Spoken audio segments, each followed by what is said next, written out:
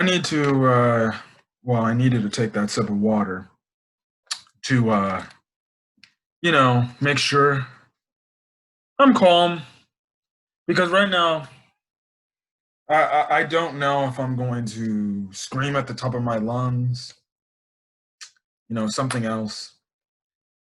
You know, you know. Now, you see, I was one of the few Bears fans that were, like, okay, yeah, we have a supposed winning record, but we are the worst team with the running winning record because let's be honest. I'm gonna say it before and I'll say it again. I wasn't getting overhyped by all these Bear fans, or like all these other Bear fans were saying, oh, yesterday we're number one seed. Yeah, was I happy to be the number one seed in the NFC for like 1 week and a night, or really just a night, and then this happens. Like I said, if the Bears wanted to get where they're at, they had to win the game, and guess what? Be the number, and they could continue to be, the one seed in the NFC.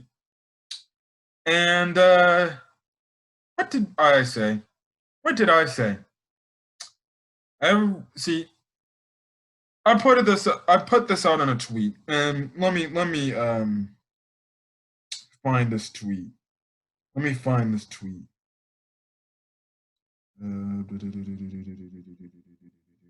I said this. This game is a replication of the Colts game. When we play a bad team, they are in it. When we play a good team, this happens. At this point, we would make the Cowboys and Jets look competent if we played them.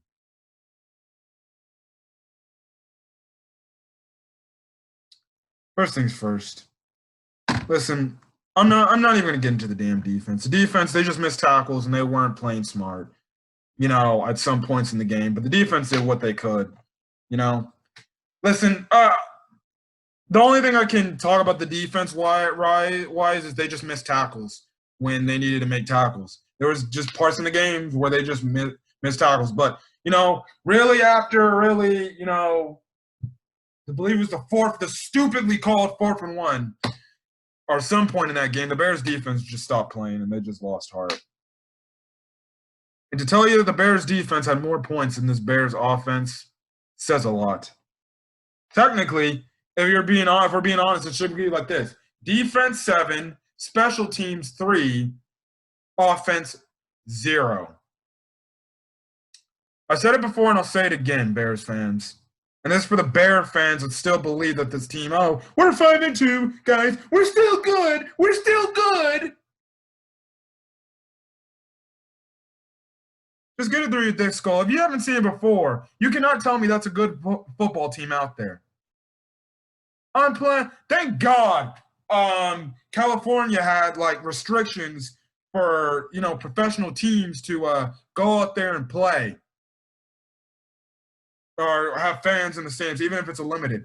Because I probably would have brought a ticket just to see the Bears play, and I would have been humiliated, and that would have been a terrible drive to leave from LA to go back to my house here in Ontario.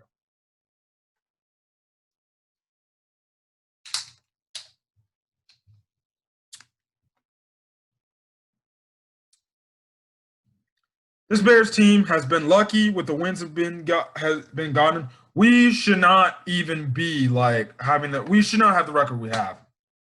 Listen, like I said, I just said the defense. That's all I said about the defense. Special teams, other than Cairo Santos and Roy Robertson Harris blocked field goal. What else other about the special teams is bad? Oh, wait, Ted Ginn Jr. Cut this bastard. No, excuse my language. Cut this idiot. Cut this clown. Cut this clown. I'm not going to sit here and waste time with a guy that is not even going to at least go out there on the field, put an effort to fielding punts. He literally helped the Rams punter out all night. dude running away from punts. He's like, I don't want to catch or field this punt because I don't want to get hit. Cut this man. Ted Ginn Jr. needs to be told or get a phone call from somebody in Bears upper management and call them and tell them, hey, Ted Ginn Jr., goodbye. You just lost your job and you're not going to get paid. So go find another job in a strenuous market. You want to run away from punts? Okay, then you don't want to get hurt and run away from punts. You can just get off this team and go sit on your couch. Or just retire. If you don't want to get hit so bad, just retire. You'll save us the nonsense. Have somebody else go back there and field punts. I don't know what the coaches are teaching these guys how to field punts in practice. They're doing. Tariq Cohen can't field a punt. He can't field a punt. Who the heck can field a punt for these guys? Jesus, at this point, you might as well not have him out there. Just line up in the punt block formation every time if he's not going to field punts. So Ted Ginn Jr., he can be cut and get off this team starting tomorrow.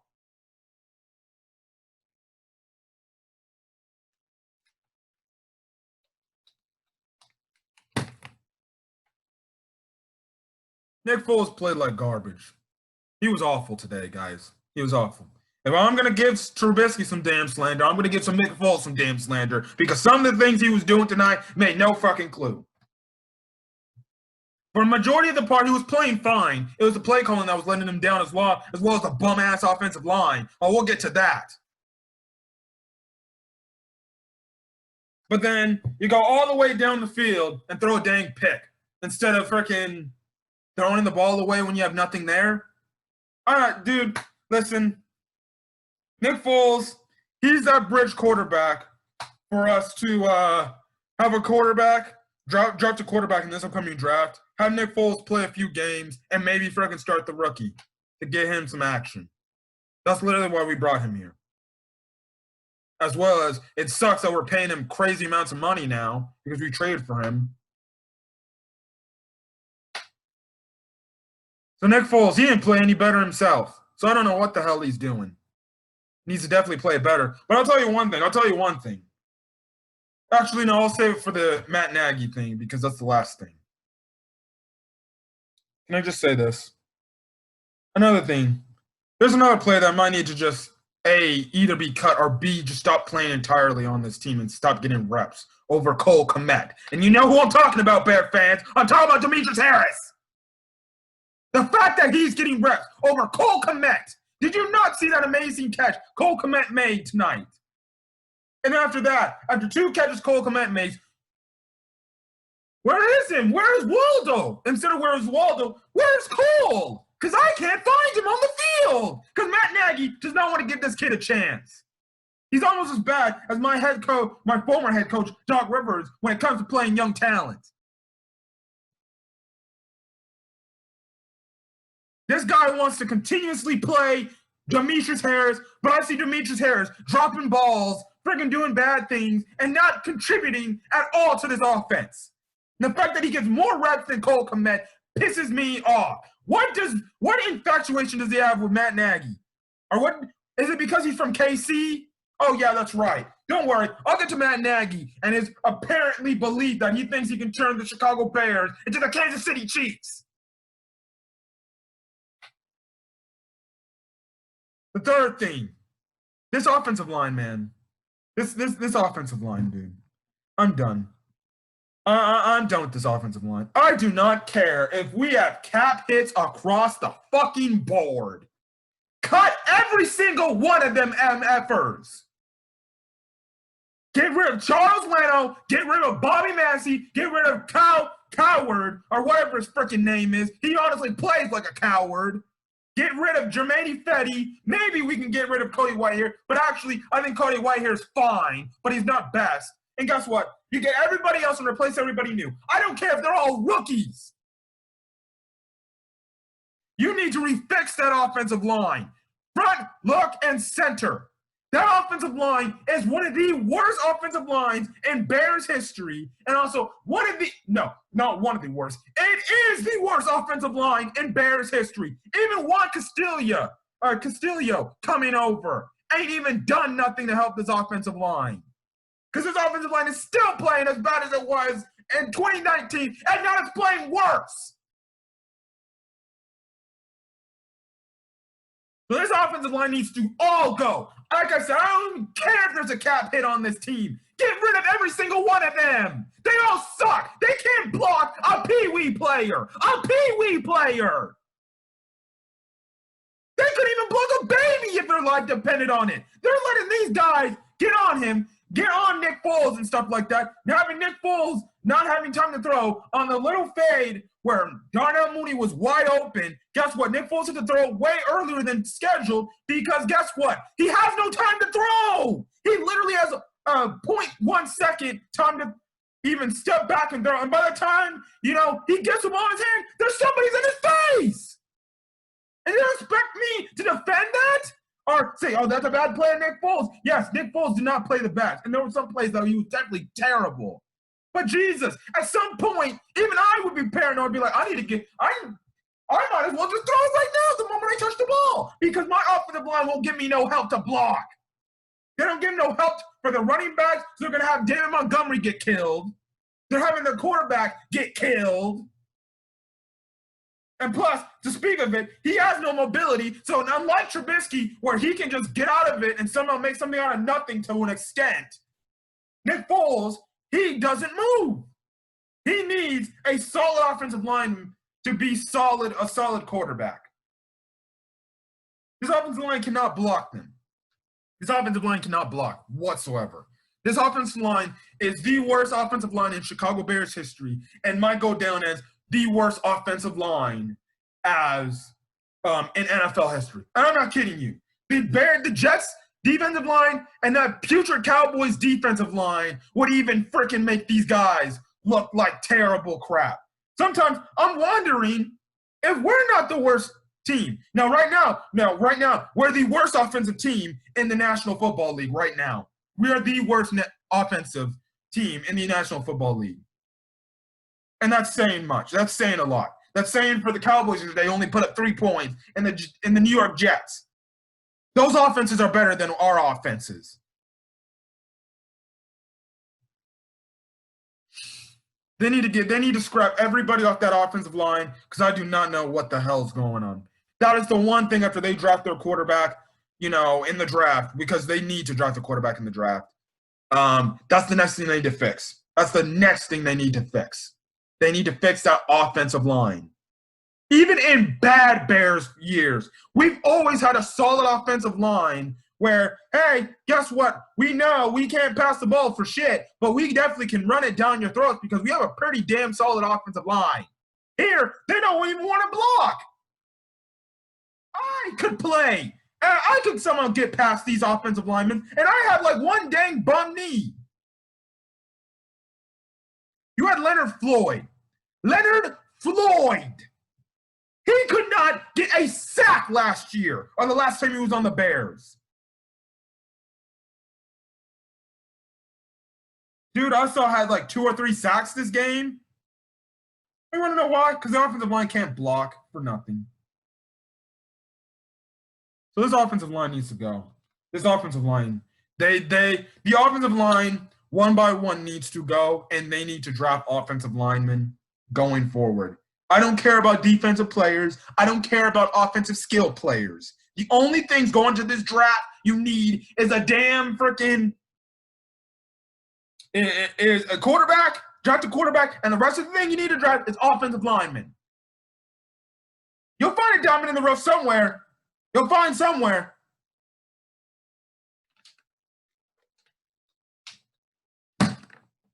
This offensive line is utter shit. Let's get to the last thing in my discussion before I get off here and sulk away in the rest of my night. Anyways, I'd rather just watch frickin' anime for the rest of the night. I would play the clown music, but it's not going to serve me any justice. Oh, definitely believe. I can't wait to hear what Matt Nagy says in the press conference tonight. I can't wait to see what he says Monday morning. I can't wait to see what he says going forward because it's going to be the same damn excuses he's been given ever since week 1.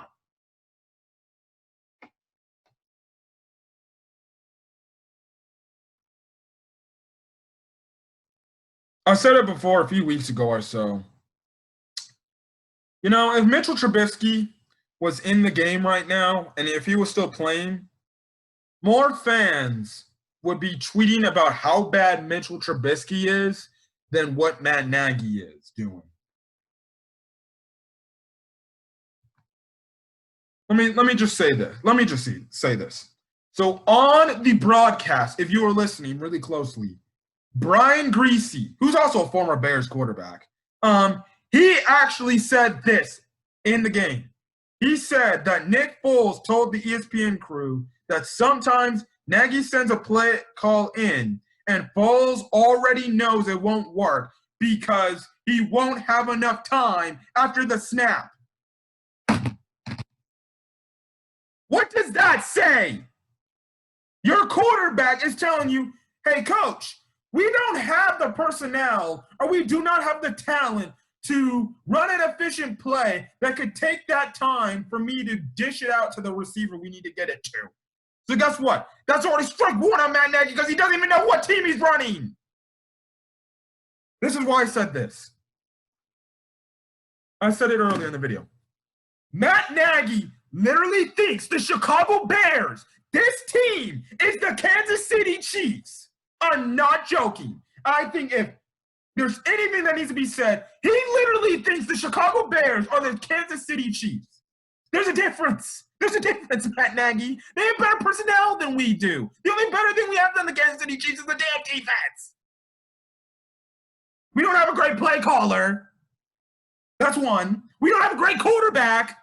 That's two. Oh, wait, we don't have a great offensive line. That's three. Stop trying to turn this team into the second coming of the Kansas City Chiefs. We don't have the skill level, and we do not have the personnel to do that. And you're telling me you're trying to do all this crazy crap, and it's not working. When your quarterback says, I don't have time, maybe we should just have quick passes or screen passes or some other stuff that will get the ball out of my hands quickly so I don't get popped or possibly worse.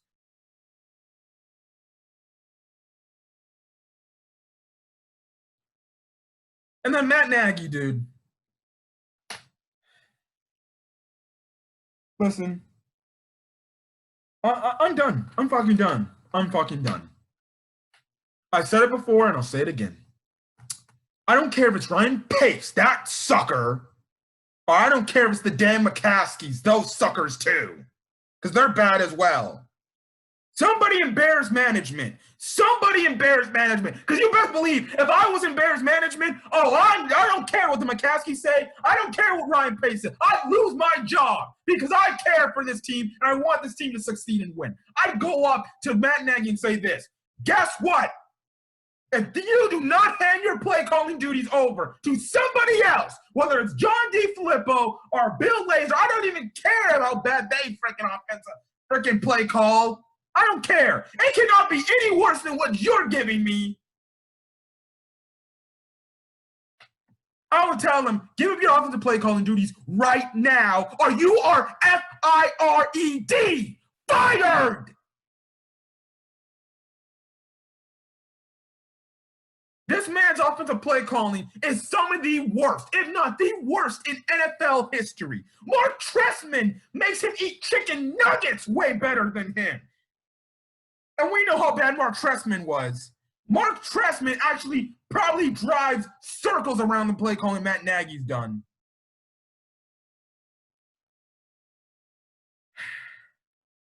I said it before, I'll say it again. I wouldn't want Trubisky back in the game because I'm no Mitch defender, like some of the crazy Mitch defenders are. But now we're seeing, well, you can blame some of it on Mitch, but damn. It really seems like Matt Nagy really was the problem to begin with. Which, I'll say it again, Matt Nagy, because of bad play calling, always blamed it on Mitchell Trubisky. And because of it, guess what? He's going to be out of town in Chicago. Hell, if not worse, maybe lose his job completely and never be picked up by another team again. And guess what? If I'm Mitchell Trubisky, I'm fucking pissed and I hate this man. Especially if he does not get another chance with another team.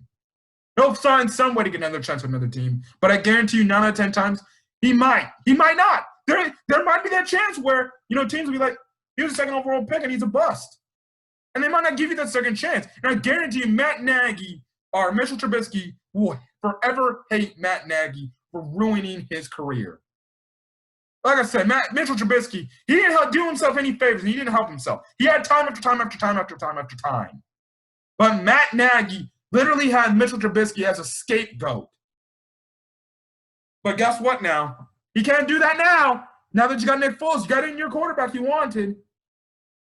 We get to see this supposed great offense that I'm still waiting to see. I'm still waiting on my couch. Every time looking at this at the Bears game, I'm like, so where's that supposed offense, I'm seeing? Where's this offensive genius that we were led to be told? He doesn't look like no offensive genius. He looks like a straight-up clown. He's a clown. He's a man facading as a clown at a carnival. Literally.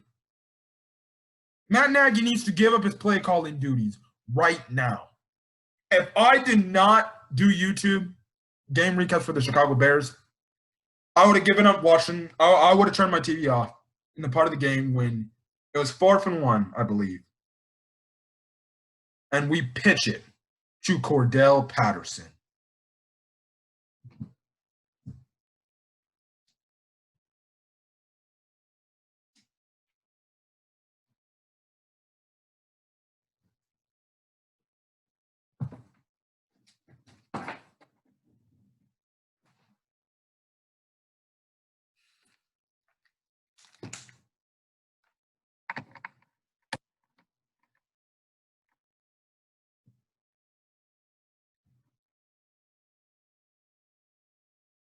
Cordell Patterson on 4th and 1. That's the best you got? That's the best you got. Cordell Patterson on 4th and 1.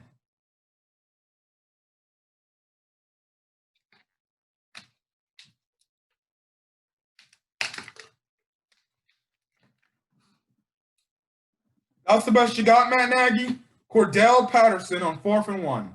When you have a running back in David Montgomery. Hell, you have Lamar Miller on the practice squad that for some reason they don't want to bring up, even though they have no running back depth. Their running backs are literally, I shouldn't even say David Montgomery. The running backs are literally Cordell Patterson. I don't know what Matt Nagy has some infatuation with, Cordell Patterson and Demetrius Harris. They must be making him really proud. They must be giving him some, I don't know, some licks in his ding dong or something like that. And they must be giving it to him good because he really likes to take it from those guys. They must be really giving him some good, you know what? Because apparently he just can't stop sucking on those guys. Cordell Patterson is a bona fide return man. There's no reason why he should be receiving passes in the passing game as well as being the running back. So when he leaves the team next year, because his deal's up, I don't care if he leaves the team. He can get off here. Demetrius Harris? Oh, he can go too with him. What the hell was that? And then like Matt Nagy in his regular press conference bullshit, he's going to give excuses and bullshit and say all this stuff that they needed to play better and that the offense definitely can play better when he's the main culprit. Sometimes I question the fact that Matt Nagy knows what type of team he's coaching. I literally think this man might need to wear some glasses because he literally does not know the personnel of his own team. He doesn't put his players in good enough positions to succeed and win. And guess what? He's doing nothing for them. He's doing nothing for the Bears to win. He has put himself on the hot seat because guess what? If we see more continuations of this game, I don't see how you can bring him back. He's literally coaching himself to be fired. I saw these tweets time and time again. Matt Nagy is a good motivator. He's a good coach where he'll pump the team up, he'll create great locker room chemistry, and he'll be there to back the players. The only problem is this. That's the good aspect of Matt Nagy. That's the good thing. The bad thing is his play calling because he cannot play call whatsoever. Literally, he puts himself in situations where it should be an easy play call. He doesn't do it. He makes things harder. The supposed drive we worked so hard to get down there and only, for Nick Foles to throw an interception. What happened? There was no Jimmy Graham, no Cole Kmet on that play. You're asking yourself to freaking lose the game. That's why I said, guys, I'm really serious. I'm really serious when it comes to Matt Nagy. I really do think he does not know what he's doing. I really do. I think he does not know what he's doing, and I think he's way in over his head. You heard another thing in the broadcast by saying, Sean McVay, he took the humble pie. And, at some point, he gave up his play calling duties and let that handled in his offensive coordinator. And guess what? The Rams got success.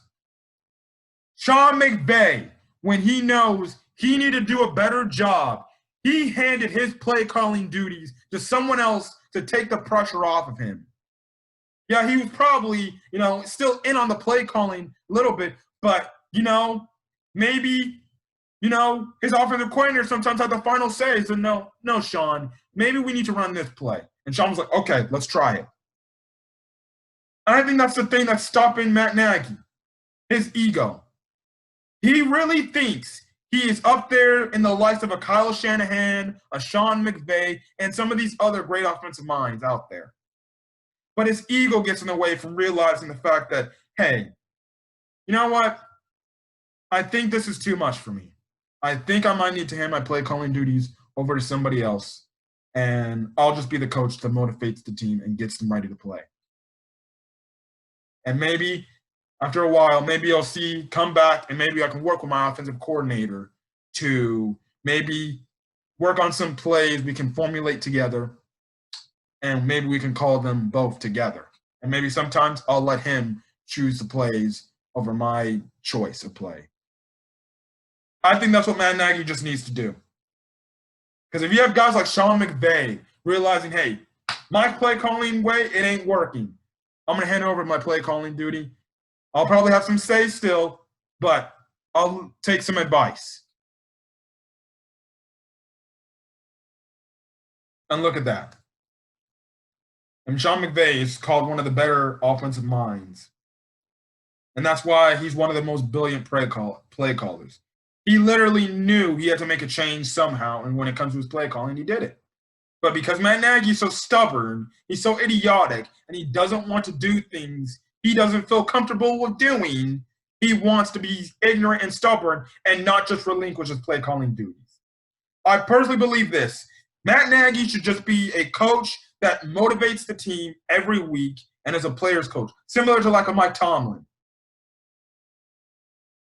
Just needs to be that type of coach. And the play calling duties and have every other coach on staff do the coaching. Because for some reason, Matt Nagy, I think he's way in over his head. He cannot handle the pressures of play calling as well as managing and head coaching this team. I think he might just need to be a regular motivation head coach and hand the duties off to somebody else. Because I think he's way in over his head because if he doesn't do it sooner, he's going to be out of a job. And I don't know if somebody wants to pick him up as their offensive coordinator because they can look at this and be like, you're the main culprit calling the plays for the Chicago Bears when you were the head coach. Why should I hire you as an offensive coordinator when you gave the offense literally no spark? That's what people are saying. He's going to be out of himself. He's going to be out of himself for a job. And he might not even get another job himself again. Because like I said, if I'm a business standpoint, I'd be asking the first question. You're the head coach of the Chicago Bears, but you still have some of the worst offenses ever. Why should I hire you as my offensive coordinator for my team? Or a head coach? Listen, I like the motivation side of Matt Nagy. I hate the play calling side. That's why I said I'm fucking done with Matt Nagy. He either needs to relinquish his play calling duties, give it to somebody else like a John DeFilippo or Bill Lazor, or he needs to be fired. And somebody in that Bears organization needs to fire him. And like I said, that's what I would say. I would threaten him. I'd be like, well, if you don't give up if you do not give up your play calling duties, you're gonna be out of your job and you won't be getting checks from us no more. So guess what? In a pandemic era, I don't think that's good for your stature. So give up the play calling duties.